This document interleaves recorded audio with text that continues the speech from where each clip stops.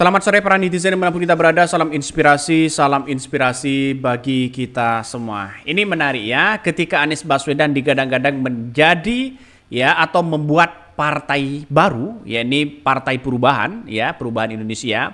Rocky Gerung menanggapi yang sangat luar biasa. Kata Rocky Gerung, dia mendorong Anies Baswedan segera mendeklarasikan partai pada 20 Oktober setelah bertepatan dengan seorang Jokowi lengser. Wah, ini keren begitu kan ya. Saya yakin dan saya yakinnya bahwa yang kemudian jargon utamanya di situ begitu kan ya, yaitu pasti ya gagasan apa yang kemudian dilakukan oleh Anies Baswedan.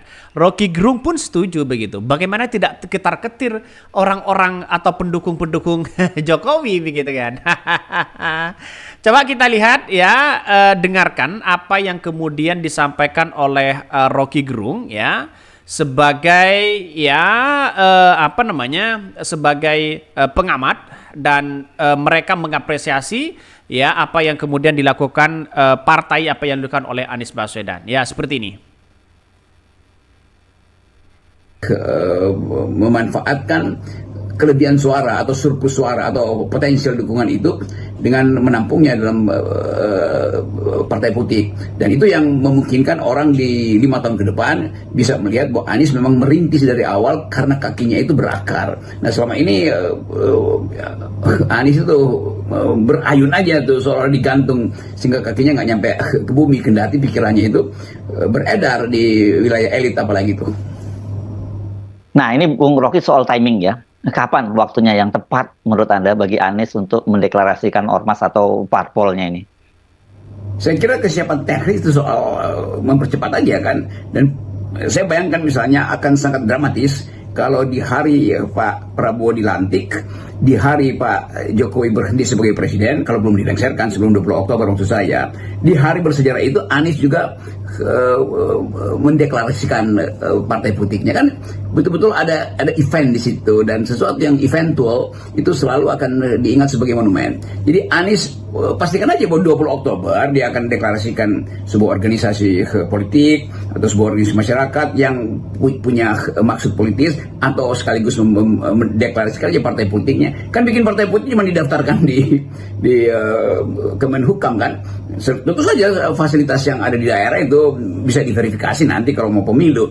Tetapi mengatakan bahwa ini partai politik kan gampang sekali tuh. Jadi kecukupan peralatan Anies itu sangat mungkin untuk dibuktikan dalam bentuk partai politik baru di hari ketika Pak Jokowi Pak Jokowi digantikan oleh Pak Prabowo. Jadi semua hal sebetulnya bisa ditakar dari sekarang bahwa Anies memang punya maksud, punya ambisi untuk jadi presiden. Ya dibuka aja kan. Buat apa seolah-olah ini cuma ormas? Enggak, bilang aja bahwa saya Anies Baswedan ingin jadi presiden di 2009, saya minta dukungan kaum intelektual yang membantu saya di 2000 Pilpres yang kemarin itu merupakan modal software saya, dan hardware-nya itu pasti akan datang sendiri ketika software-nya udah selesai kan. Ini cuma membangun instalasi itu.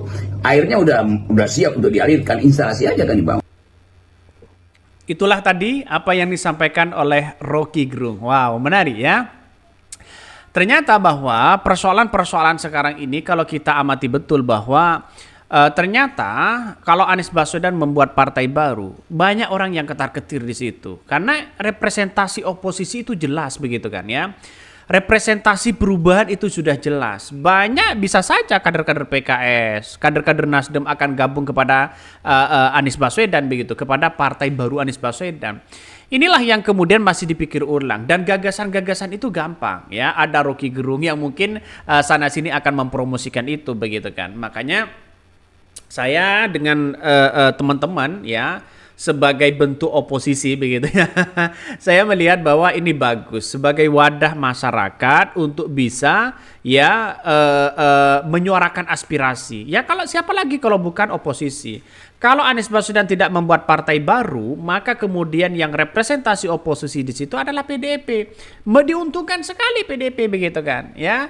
Bisa saja seperti itu begitu. Makanya banyak realitasnya komentar-komentar dari netizen yang mengatakan, "Wah, bisa nggak? Bisa nggak?" Ya insya Allah bisa begitu. Mari kita baca ini.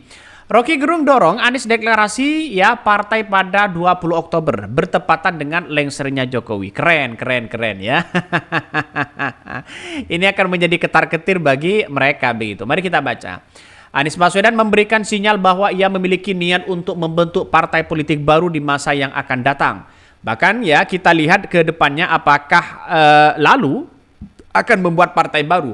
Bila untuk mengumpulkan semangat perubahan yang sekarang makin hari makin terasa besar, untuk itu menjadi sebuah kegiatan. Diperlukan menjadi gerakan, mereka membangun ormas atau membangun partai baru, mungkin itu jalan yang kami tempuh. Kata ya Anies dilansir dari YouTube Anies Baswedan.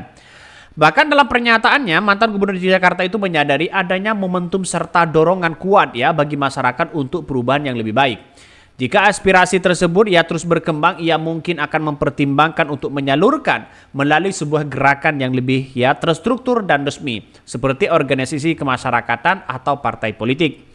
Pengamat Rocky Gerung mengatakan bahwa mendorong Anies untuk maju ya mendeklarasikan partainya ya baru pada 20 Oktober ya bersamaan dengan seorang Jokowi ya ketika Jokowi mereka lengser begitu saat Prabowo dilantik. Saya kira kesiapan teknis itu secara soal mempercepat saja. Saya bayangkan misalnya akan ada sangat dramatis ya kalau di hari pihak Pak Prabowo dilantik dan di hari Pak Jokowi berhenti sebagai presiden. Kalau belum dilengserkan sebelum 20 Oktober maksud saya di hari sejarah itu Anies juga mendeklarasikan partai putihnya. Ya kata Rocky Gerung. Menurut Rocky, deklarasi pada tanggal tersebut dianggap mampu menarik perhatian publik yang sedang fokus pada perubahan pemerintahan, sekaligus menandai babak baru dalam karir politik Anies yang berpotensi menjadi kekuatan signifikan di masa depan. Keren kan begitu kan? Saya setuju begitu. Saya setuju sekali kalau Anies Baswedan membuat partai baru, tapi perlu hitung-hitungan yang begitu masif, hitung-hitungan yang begitu kuat. Kita lihat saja realitasnya sekarang ini adalah pertama, gagasan gampang ya. Terus kemudian visi dan misi gampang. Tapi di balik ini seharus ada finansial. Minimal 10 miliar untuk membangun partai ini. Minimal itu. Kenapa? Ya kita lihat saja bagaimana membangun di berbagai daerah. Ya tempat-tempat strategis di Jawa Timur, Jawa Barat. Ya terus kemudian Jawa Tengah begitu, di daerah-daerah terpencil begitu kan seperti di Jayapura, terus kemudian NTT, terus kemudian NTB dan sebagainya. Itu harus membutuhkan orang-orang kuat, harus membutuhkan biaya yang begitu fantastis begitu kan ya, apalagi basis-basis Anies Baswedan. Kita lihat saja basis-basis Anies Baswedan yang kuat di mana begitu kan. Di DKI Jakarta saya kira mereka akan kuat. Inilah pusat-pusat tertentu di situ.